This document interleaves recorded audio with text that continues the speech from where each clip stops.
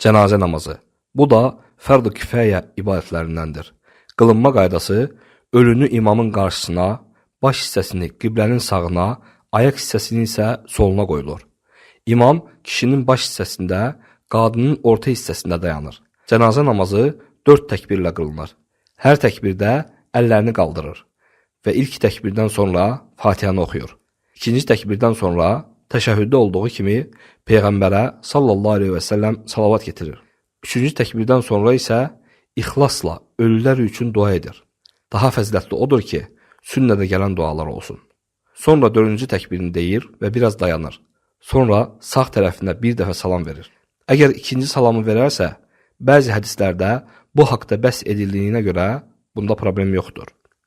Hamiləlikdə düşən uşağa isə, əgər 4 aydan yuxarıdırsa, ona bu hədisə görə namaz qılınır. Hamiləlikdə düşən uşaq üçün namaz qılınır. Ata-anasına da bağışlanma və rəhmət dilənir.